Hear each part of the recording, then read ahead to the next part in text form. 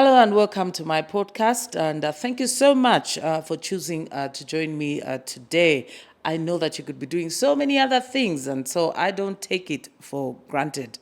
Now, all across Africa, women earn a living from trading, especially in markets. Here in Zambia, we see these women most of the time faceless to us as we go about buying our vegetables and other stuff from markets.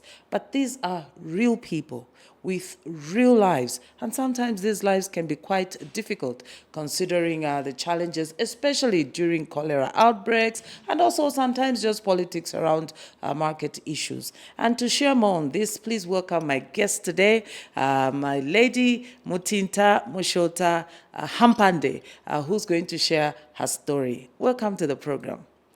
Thank you. Thank you very much for having me. It is such a pleasure, and we're so happy that you agreed to come and share your experiences as a trader with us. We know that there are many women like you out there, and that is why we are grateful that you came. So again, thank you for coming. Now let's start from the beginning. Growing up, did you see yourself being a marketeer, a market trader? Growing up, I really wanted to join the Zambia police. You wanted to be a policewoman? Yes. Aha. Now that opportunity couldn't avail itself, I joined my mother because my mother from my childhood, she has been a marketeer. Okay, so tell me, where were you born? I was born in Andola. Uh-huh. Yes. And you grew up all your life in Dora? I was born in Dora. Then I went to Southern Province. In Southern Province, I was taken by my grandparents to go and do my primary school. Where in Southern Province? That was at Marundu Primary School. Uh-huh. Where is that, in which town? In Monze West Bwengwa. Okay. Then when I qualified to grade 8, my parents took me back to Lusaka. So from my 8th grade up to today, I've been in Lusaka. Mm-hmm. That is from 1991 up to date. Uh-huh. So all the years that I've stayed with my mother has been a trader. Uh-huh. So she used to involve us in most of the things that she used to do. Uh-huh. Like selling in the market. Is she a single mother? Or by then, the time we were growing up, my parents were married. Mm-hmm. It's only that we lost our father. The time I lost my dad was, the time I was just completing my grade 12. Uh-huh. Where did you go for grade 12? For grade 12, I went to Kwacha Secondary School. And where is that? Where's Kwacha Secondary It was at Bama Road, opposite our Weddington Center. So here in Lusaka? Yes. Okay, and do you have siblings, brothers and sisters? I was the only child of my parents. Oh, really? Yes. And did you have a happy childhood with your grandparents first and then your mother? Very happy childhood. Mm-hmm. Yes, actually we were provided with everything. Okay. Yes. Why did you want to be a policewoman? My grandfather was, the time I was completing my school, my grandfather used to encourage me because he was a former police officer. Mm-hmm. And none of his children decided to follow his career. So he used to encourage me a lot to say that, no, you have to be a police officer. So I just developed that interest.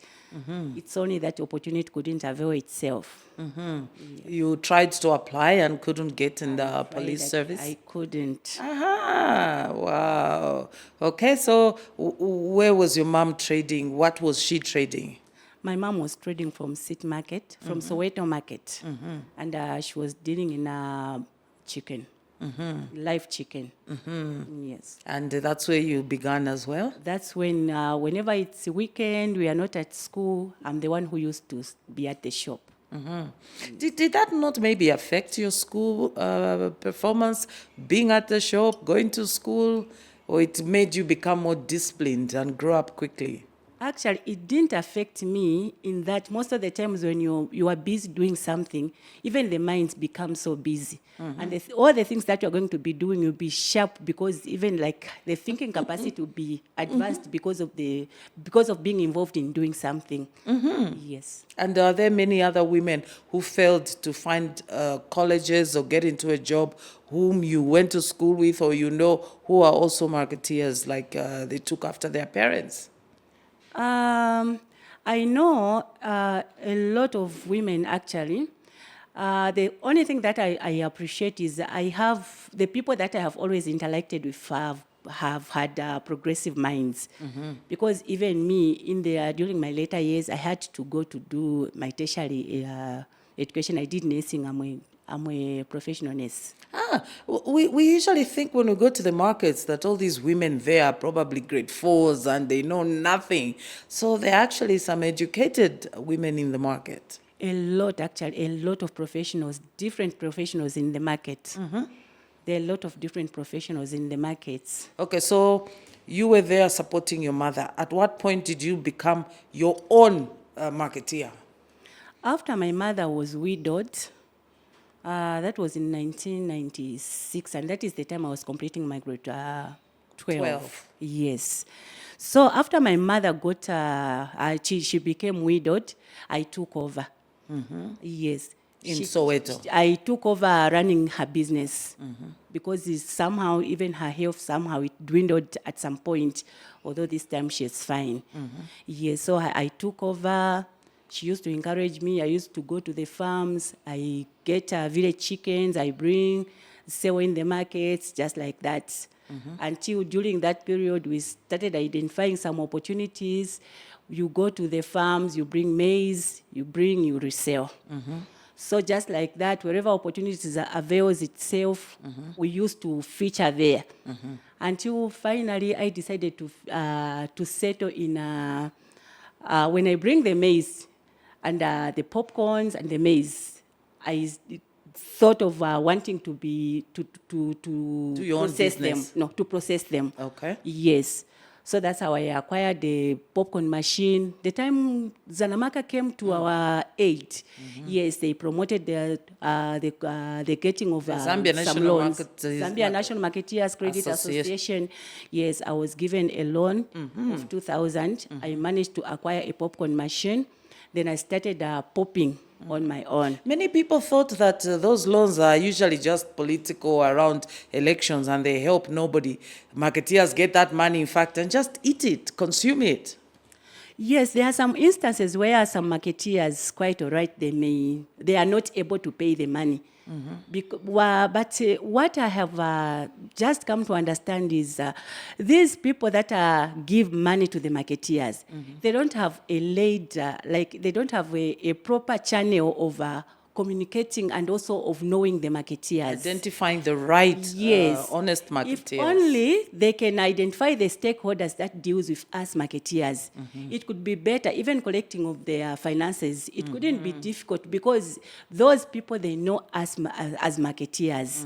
They know where to find us, because in every setup of a market, they are market leaders. So you were beneficiary and it helped you. It helped me, yes. So those people that we work with as chairmen and whoever, all the leaders that we have in the market, those are the best people, because they know each and every marketeer. They know to say that one, this one is a fake marketeer, this one is a real marketeer. And also they even know where to find us. Okay. So even if you disappear, they will still They'll be able still to follow locate you to get back their money. Yes. So you started doing popcorn business. Was that profitable? Could you live off that business? That is what I have decided to say, that it is profiting me well. It is profiting me well, because I get on a wholesale from the farmers, because I've dealt with farmers for a very long time and I have developed that rapport with them. Whenever I say that we communicate to say that I need popcorns, even if another person goes there, they will not sell, because they know to say that we have a long-term customer who's, even during the times, our hard times, they are able to support us. So it's just that relationship that we build with farmers. They will always keep the merchandise for us. Now, recently we've been hearing in the media a lot of talk about marketeers on the street, out of the markets. Government has been trying to provide a decent trading place for marketeers for many years, but we are always hearing you marketeers wanting to go into the street. Yourself, where do you trade? I trade in the market. It's just unfortunate Mbasela market. Where in is the that? compound, in Kanyama compound. In Kanyama. Yes. It's just unfortunate that it's like everyone feels when they go to the streets, that's when they are going to sell. But in the streets, there are a lot of disadvantages like the people that are trading along the roads, those people are at risk of accidents. Suppose a driver comes and loses control. It will mean all the marketeers are going to do what? They're going to die. Yes, they can be killed by... And it's in the sun, in the rain. Even the rains, there's no shelter. Even the products, they're going to be compromised because they're being sold at an open place where they are exposed to the sun. So even the quality of the products are compromised. Yes. Okay. We had cholera recently. How did that affect your business? The cholera pandemic definitely affected nearly almost everyone. In that, us who deals with things, popcorns are edible things. Even if you pop things, our majority of customers are children, they are kids. And now during that period, you find that the children are confined to their homes, and also they are told not to be eating anyhow. So even if you pop, you end up just eating them at home because there are no customers. So how did you manage? What was the gap for you to manage your household? Are you married? How did you manage you in the home? I am a married woman. Yes, I'm a married woman. So my business most of the time is just to cushion where... Your husband Yes, is... yes. Okay. Now, usually women traders are in vegetables, tomatoes, onions, and other vegetables. How come you are not in that business? The risks that are involved in those vegetables and tomatoes, you find that sometimes they are in abundance. You order them, you end up losing everything because they have perished. So I've always avoided to deal in perishable goods. But the thing is, it's a good business, quite all right. But I just avoided dealing in that. Yes. Do you believe there's an opportunity then in the market for refrigeration around markets? I know that at Soweto, a lot of vegetables has run away. Isn't that an opportunity for cooperatives, for Zanama to support you, especially women traders, with refrigeration?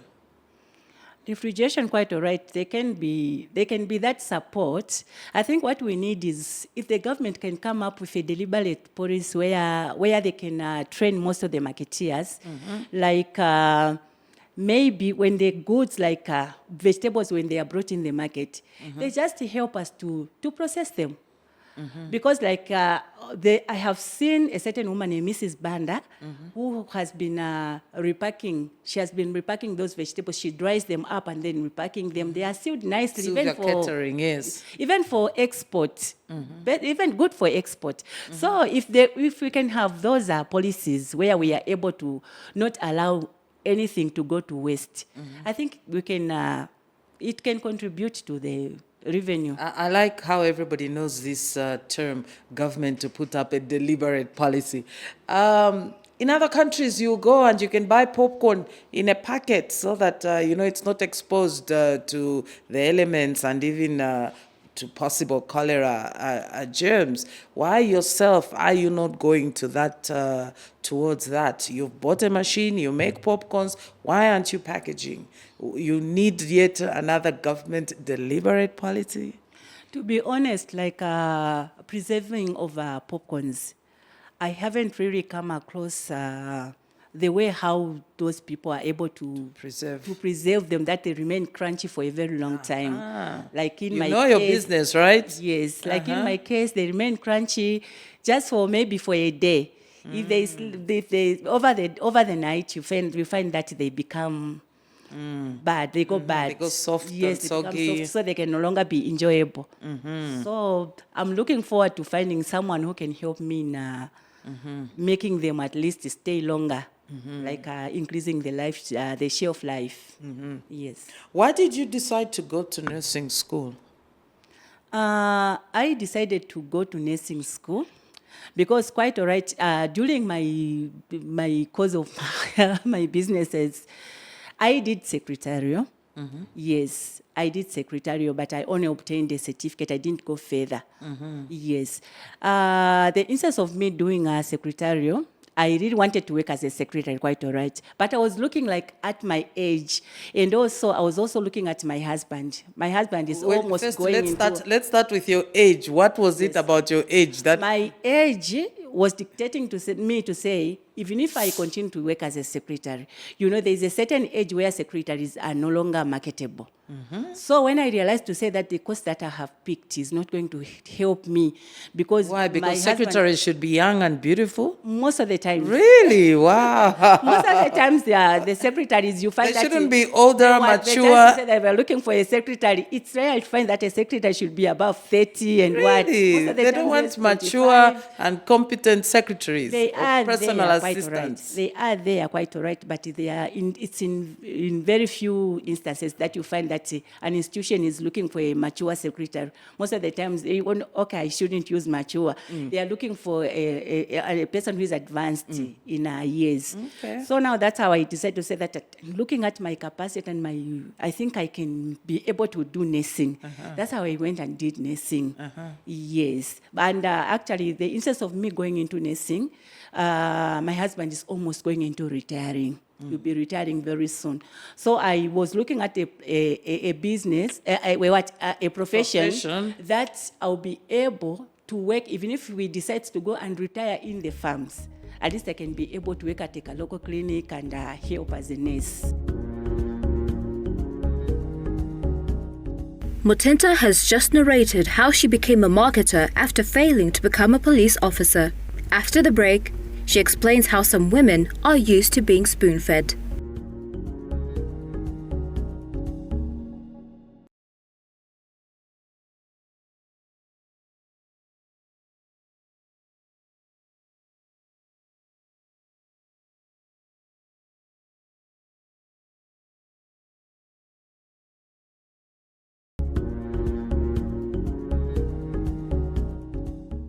Previously, Mutenta just narrated how she became a marketer after failing to become a police officer. How did you pay for the training? Was it yourself or you went into a government institution? How did you pay for the training? For my training, I got part of my money and my family helped me, but my husband was the main sponsor of my college. Yes. Okay. I was taken to school by my husband. Yes. So clearly, families have to make a lot of decisions. You say you're a marketer, a marketeer, your husband is about to retire, and you're already planning that in the event that he retires, you should have a profession that you can always fall back on. Yes. Is that what you see many young women doing now? Trying to have a profession they can fall back on, skills that don't go out of fashion, so to speak. Actually, I think that is what I have been seeing, especially to the women that we work together within the markets. You find that at least everyone is doing at least a course. Everyone is really trying to at least acquire a certain skill so that at least they can stand on. In case the market issue fails, they will know to say that at least I can fall on this one. Yes. Do you have children? I have. Yes, I'm a mother of 2 girls. 2 girls as well. Yes, 2 big girls actually. My firstborn is married. She's working. She's a teacher. Yes. So from the market and your husband, you produced a teacher, and the other one? The second-born just recently completed grade 12. Okay. Yes. This year is an important year. Zambia will be 60 years in terms of independence. How much do you think we've progressed as women? I know that lots of people want to ask women in politics, women in banks, women everywhere else. But what about you, marketeers? How far do you really think we've come as women in our country? I like it that what I have just been observing is that at least women are now coming up. Yes. A lot of women, at least each woman wants to be there. They want to put themselves on top. Even Mapa social media, the creatives. Yes. At least every woman is working. At least we are advancing. Although it's on a slow pace, We are advancing. Yes. Okay. Yes. What would you like to see done for more women to be confident and to have more careers and to have access to investments in bigger businesses than just in the market? That has always been my wish. I have always wished that women can really arise and do something. They just have to arise and be counted. What does that mean, arise? How do they do it? To arise, like there's a program, that a government program that is ongoing, where they are encouraging women to form cooperatives and clubs, so that they are able to access CDF funds, so that they are able to to boost their businesses and be able to provide for their families. But one sad thing that I have discovered, one sad thing that I have realized from the time I started working with women, is that most of if you find a woman who is able to rise up and go to the market, you have to give respect. Before that, I used to think that women are just suffering in the compounds. I am one of the people that have tried to push people, in like my fellow women, to say that let's do this. But you will find that there are very few women that are going to see or to be able to realize or to be able to see, to say that what you are telling them is something that is going to help them. So it's few who really get, I mean, it's difficult to wake up at 5 a.m. for orders and so on. So it's few women who are that tough to go and do this job. There are very few, even though they are there, but there are very few women. A lot of women, they are just used to be, they are just used to be being spoon-fed. Are you saying Zambian women are generally lazy? I wouldn't say Zambian women, because I have seen tough women in the marketeer, who are marketeers. And some women are professionals and they are working, they are employed by the government. But you find that we are together in the market. Some are owning restaurants. You find that a woman someone have just knocked off from work, maybe that woman was in the night shift. In the morning, she's busy cooking at the market, preparing merchandise for the customers. Maybe some are running bakeries, and yet they are employed. But it's just the attitude of some few women who do not want to do anything. You try to show them, they'll think that maybe you think you know everything. Otherwise, my wish is to see every woman be empowered. Maybe instead of saying that they're lazy, maybe would you say that Zambian women are just not business type of women? We like to work, have the husband, and all is well. We have trusted so much to be employed. Everyone feels they just have to be employed. Because even me at home, a lot of people approach me to say that, but you, honestly, how could you go and do nursing? After doing nursing, you come and just decide to be in the compound just like this. I just tell them, you don't know what I'm doing. You see me as if I'm not doing anything. Me, I'm a very busy woman.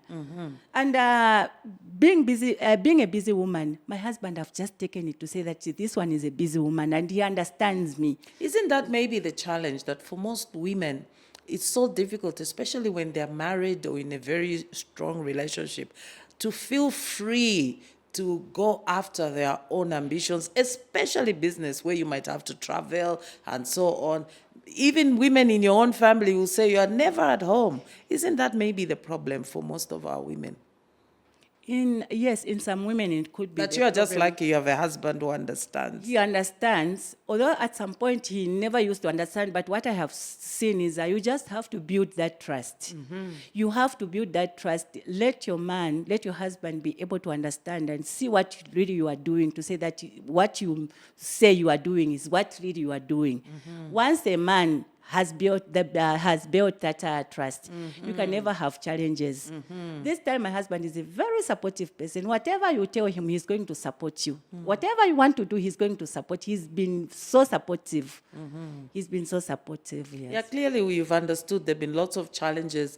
Where we all remember the famous Pongo's song about Lungu's wife who went trading fish in Kafue, cross-border traders. Lots of our women travel out of the country to go and buy merchandise. So some families are quite apprehensive. So you do understand that. It's true. What you're saying is very true. But like I said earlier, it's just a matter of building trust. Yes. Otherwise, such situations, they happen. Okay. We are humans. They happen, yes. But it's just a matter of building trust. Okay. Yes. Maybe before we end, I'll just go back to a point you raised about you trying to get women to work together, maybe to get into processing, because you must have dreams for your own popcorn business. You must have some dreams about you want it to grow. So would you say it's easy to work as women, even in business? Men are always trying to tell us that you women are jealous of each other, you can't work together, you are always quarreling. Has that been your experience? That experience, yes, I've having that experience. But for me to help my fellow women, what I have decided, like recently we had these elections, WDC, World Development Committee. Yes, the World Development Committees for the just told community. my fellow women to say that I'm going to stand. I stood and I won. So that I should be able to bring all the women together, all those who are going to come on board, at least we have to help them.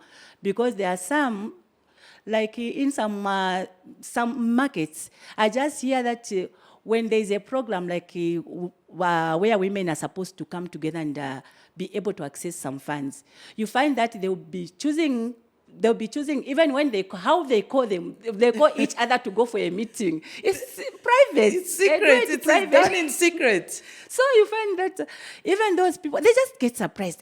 These women, they have access to some funds, but how?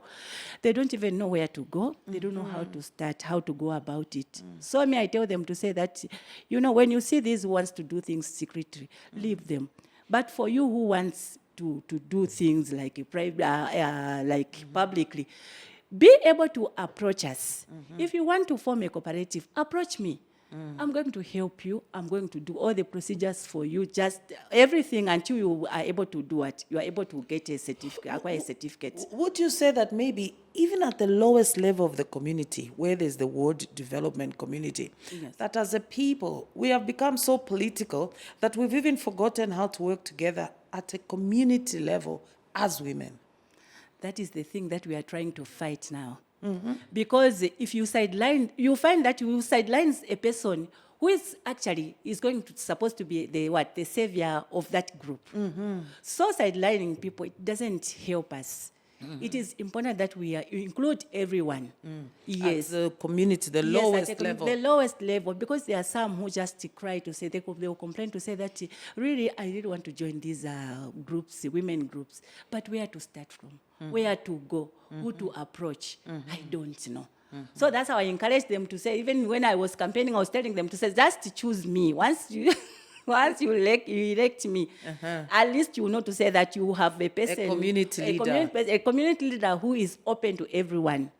Yes. Okay. So I always encourage them to, those who don't know where to go, it's me. Let them come to me. I'll be able to help them.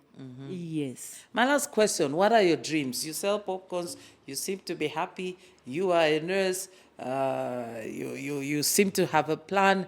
What do you feel is your future?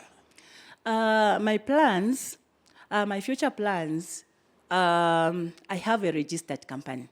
Yes, Lutabi Greens Enterprise. And the main business that I registered that company is to do landscaping. Those days I used to have passion for, actually I haven't stopped because I plant trees at home, but I just give most of the times. I find a relative farm, I'll pack. So you sell plants? Sometimes I do sell, yes. So after registering that company, that was the main business. Then I also want to see myself where I'm going to do repackaging of my, like when I get maize, I buy maize, then I process them, I make samp, I make meal rice, I make a lot of things so that I supply again. Yes. Even the popcorns, that's why I'm saying if I can find someone who can help me who can help me to make them have a long shelf life, I can appreciate. Yes. And at the moment, it's not easy to find training, sort of in preservatives, in packaging, so that your products have longevity. It's not easy to find that training. What I have just come to conclude is that I think somehow I'm lacking exposure, because you find a lot of people are advertising trainings in various skills. It's only that I haven't come across that person who can help me acquire that skill. I remember many years ago, from my days working for the EU project to support private sector, organizations like Zafawib, I think Zambian Federation of Women in Business, are you in touch with them? No, but I've heard about it, but I've never been in touch with them. I know the show will be coming up soon, especially in Lusaka and the trade fair. This is the time for all these shows. Do you ever participate yourself, or at your level, to say, I'm an entrepreneur, I'm a community leader, I speak well? Do you ever participate? In some, like they just ended National Indaba at Mulungush, I participated, yes. I was part of that. Oh, recently? Yes. How did you hear about it, and how did you participate? I learned a lot of things, and it's just that I don't have where to start from. But well, you start from right here. My spirit is very burning. Oh, start from right here. My Tell us. spirit is really burning because of the things that I learned from that Indaba. What did you learn? I learned about a lot of Share one or two things. The collaboration, what they were promoting that side, it was the spirit of collaboration. Yes, like the way we work in our markets, you find that you have quite all right the know-how of making a certain product. Then you want to sell that product as me, instead of you to take that product to the people who can provide you a bigger market, who always want to trade as me. But I have learned to say that once you learn, like maybe you learn how to make chiwantu, make chiwantu and supply those people, like the apex bodies. They do what? They sell for you. Because even your product will be able to penetrate the international market because of the people who are coming from the apex bodies. So that really motivated me to say that, even if you produce, even if you don't have anywhere to take to sell your products, you just have to be a member of those people. They can be able to sell your products. You're filled with the Holy Spirit. Something else? What other thing did you learn? Then, apart from collaboration, I also I saw a lot of things that were being prepared, like the same for Mrs. Banda. That one, it really inspired me because I have always wanted to do that. I've always wanted to prepare the things, those Banda, things. Sylvia Catering. I loved it. Food. Yes, I loved her plans, the way she designed things. I just liked it. I just got inspired. Among cooperating partners, government, and other stakeholders, there's always talk about, women sort of living from hand to mouth, even as business women, and that you're not financially included because, you don't bank your money, you keep it at home. Have you had some of that training, issues or around tax issues, banking, how to save? Have you had that kind of training? No, that kind of training, I've never had it. I've never had it. Actually, I heard some few months ago, I heard someone, I think it was on television when they were saying, no, there'll be a financial literacy week. So I was looking forward to say that I think I can be part of this. By the time I realized it was gone. It was gone, the financial literacy week. Yeah. So that's how I missed it, because I didn't know who was supposed to connect me to that. I didn't have someone to connect me to that. But did you listen to the media programs, the awareness programs that were going on around the financial literacy? But not a lot of it. Not a lot of it. No. And that's what you'd like to have. But you're the leader now. Yeah. Instead of waiting for government must develop a policy, you are the leader now. You said at the community level, you are the World Development Committee head. Why don't you organize for the women you work with? We had just recently had the elections. Yes, we just recently had the elections. So this is when we want to start working. All leadership is local, so you've just become the head. What do you want to do for your community? Is your focus on business or just in the community in general? I think my focus is to help the community in everything, just generally, not just in business. Yes, just everything. At least with the little knowledge that we have in taking care of the families, and also with the knowledge that I acquired, like myself in nursing.